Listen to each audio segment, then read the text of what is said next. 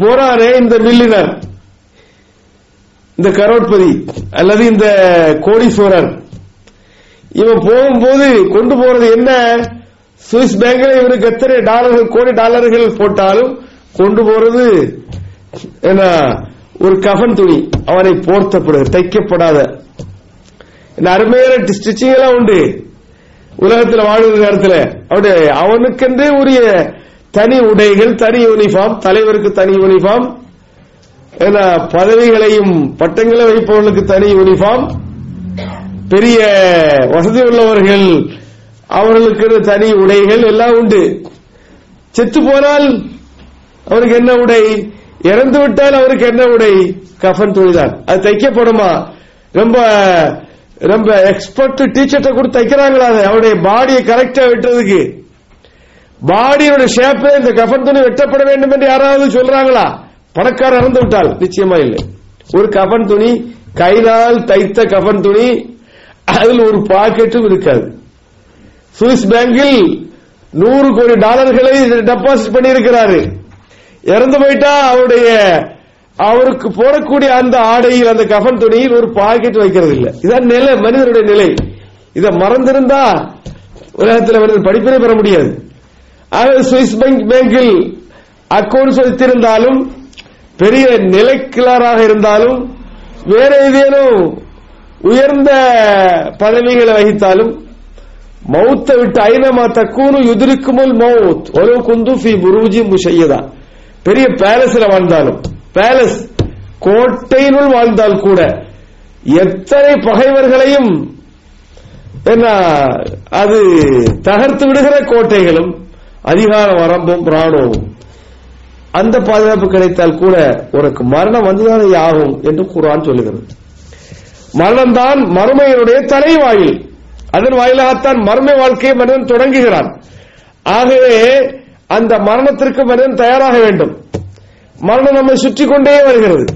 மரணத்தை நோக்கித்தான் பயணம். வாழ்வு என்கிறது என்னது? மரணத்தை நோக்கிய பயணம். வாழுகிறோமே வசதியோடு, வாய்ப்போடு, அனைத்து விதமான செல்வத்தோடு, செல்வாக்கோடு வாழ்கிறோமே. நம்முடைய வாழ்க்கை ஒரு பயணம். எதை நோக்கி நாம் பயணம் செய்கிறோம்? மரணத்தை நோக்கி. நாம் விடுகிற மூச்சு அத்தனையும் மரணத்தை நோக்கி. ஆகவே வாழ்க்கை ஒரு மரணத்தை நோக்கிய பயணம். நம்முடைய மூச்சு அத்தனையும் மரணத்தை நோக்கி விடப்படுகிறது. டெய்லி ஷீட் கிழிக்கிறவங்க இதுக்கு முன்னால சொல்லி இருக்கிறேன்.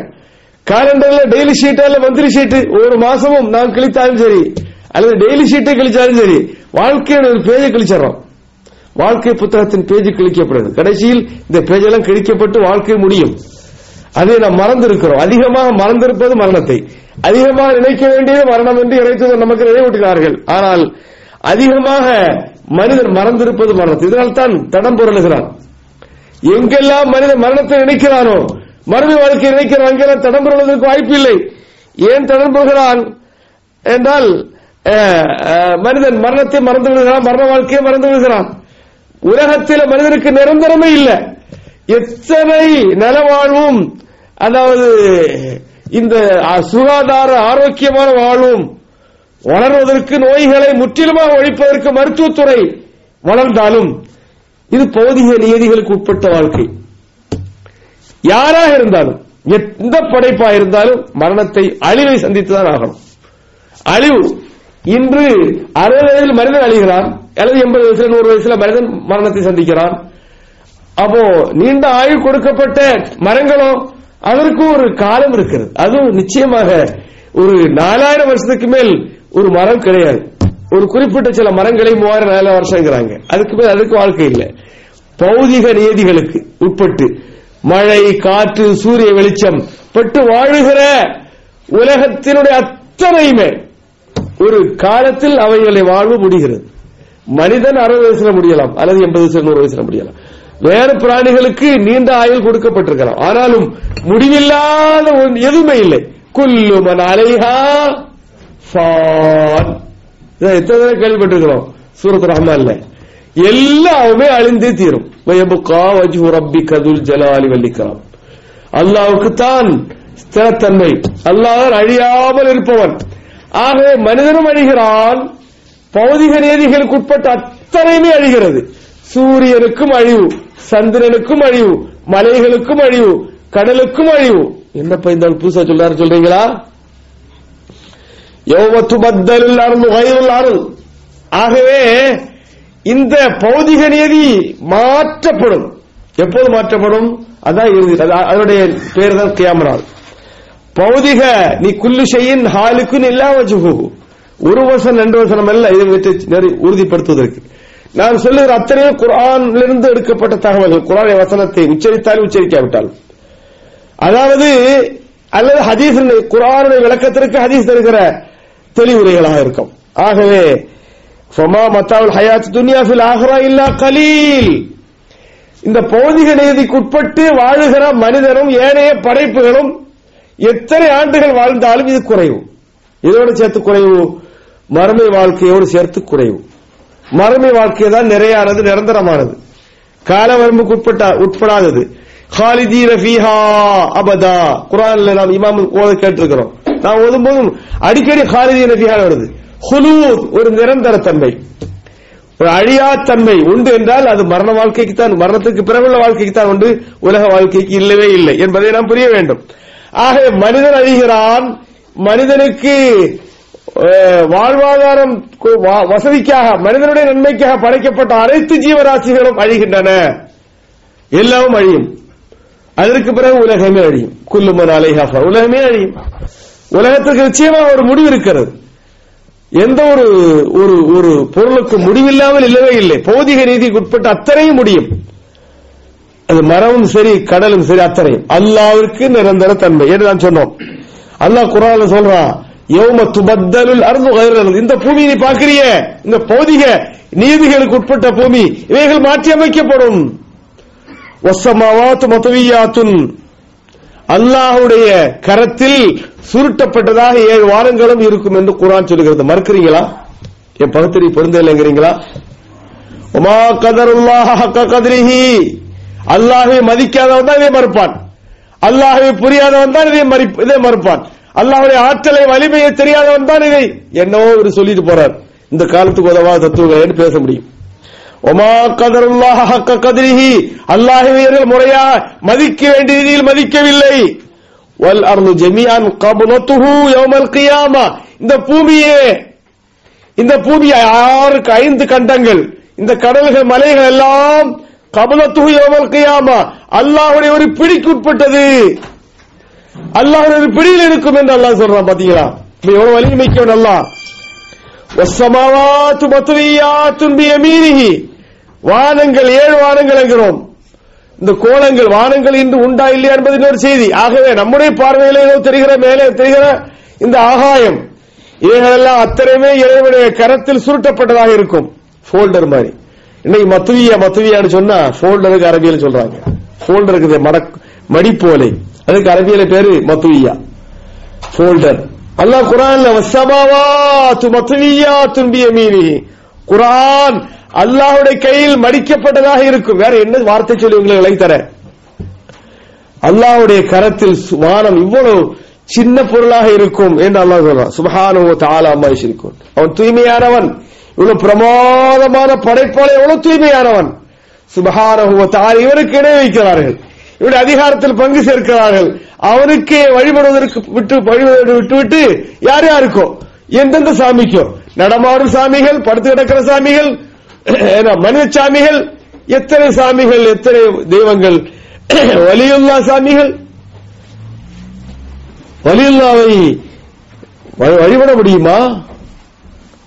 ஆகவே அன்புக்குரிய சகோதர சகோதரிகளே, இன்னொரு புதிய உலகம் அமைக்கப்படும் என்கிறார். அதான் மறுமை.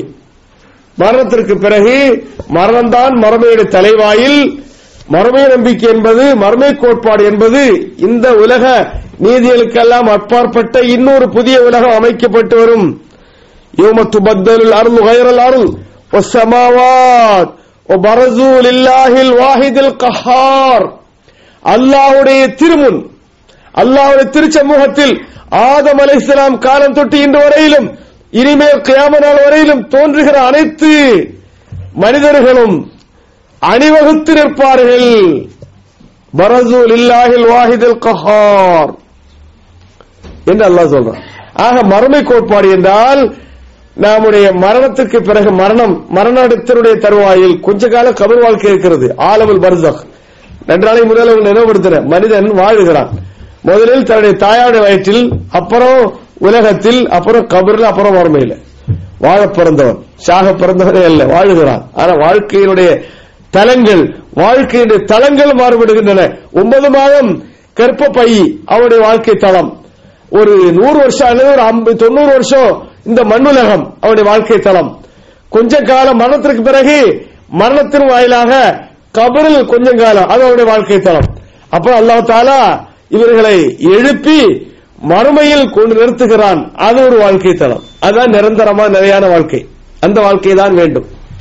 அந்த வாழ்க்கை தான் ஃபமா மத்தாவுல் ஹயாத்தி துன்யா இல்ல கலீல்ங்கறான். ஒருக ஆடம்பரமா மன்னரா வாழ்றான். இந்த ஊர்ல உங்களுக்கு மன்னர் ஆட்சி தானே, இந்த நாட்டுல கிங்டம் தானே, கிங் தானே இதை ஆளுகிறார். அவருக்கு தானே சூப்பர் பவர்.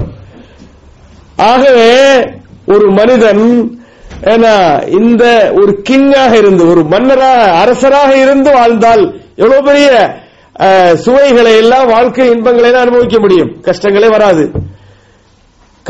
வராது, நினைப்பதெல்லாம் கிடைக்கும். ஆனாலும் மனிதன் தான் என்பதை நான் நினைவில் கொள்ள வேண்டும். இந்த வாழ்க்கை எவ்வளவுதான் சுபிட்சமான இன்பமான 150 ஆண்டுகள் வாழ்ந்தாலும், 1000 ஆண்டுகள் வாழ்ந்தாலும், 950 ஆண்டுகள் நூஹ் அலைஹிஸ்ஸலாம் வாழ்ந்திருக்கிறார். அந்த லுக்மான் நீண்ட நெடிய காலங்கள் வாழ்ந்திருக்கிறார். அது கூட்டத்தாக 400-500 ஆண்டுகள் வாழ்ந்திருக்கிறார்கள்.